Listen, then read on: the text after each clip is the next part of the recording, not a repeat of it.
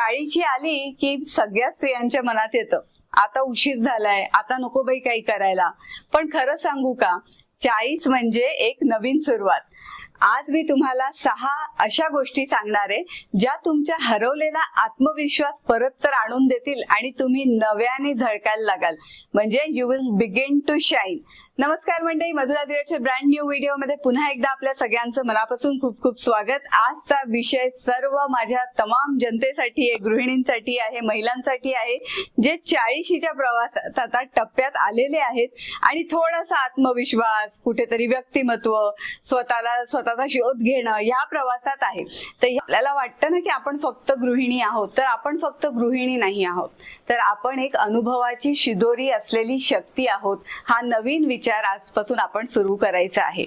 आपण स्वतःचा चेहरा आणि मन ओळखायला पाहिजे. आता काय होतं, बरेच जण स्त्रिया 40शी नंतर ना स्वतःचा आरसा टाळतात. म्हणजे काय, सेल्फ रिफ्लेक्शन, जे स्वतःच्या फिजिकल अपिअरन्स बद्दल किंवा आपल्या दिसण्यावर असतं, त्याच्यात कुठेतरी आपला आत्मविश्वास कमी होऊ लागतो.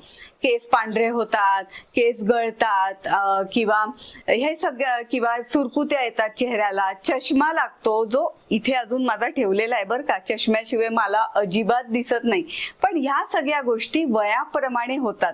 तर या आपण ग्रेसफुली, आनंदाने एक्सेप्ट केलं पाहिजे आणि त्यातनं सगळ्या गोष्टींवर मार्ग निघतात.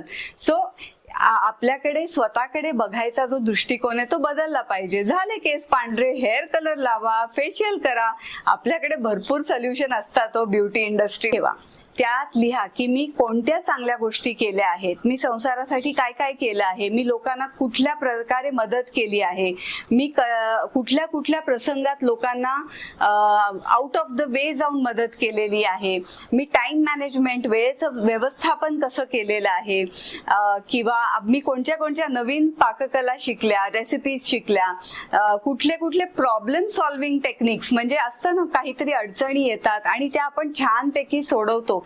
ही खूप महत्वाची स्किल आहे जी आपल्या सगळ्या गृहिणींमध्ये असते. पण आपण आपल्या स्किल्स बद्दल आपल्याला जागरूकता नसते, अवेअरनेस नसतो आणि त्याच्यामुळे आपला कॉन्फिडन्स हा कमी होतो. तर कॉन्फिडन्स रेझ्यूम लिहायला सुरुवात करा की काय काय गोष्टी मी अचीव केलेल्या आहेत, माझ्या स्किल्स काय आहेत आणि मी काय छानपैकी करू शकते. महत्वाची टिप म्हणजे तुमच्या आवडी जोपासायला शिका.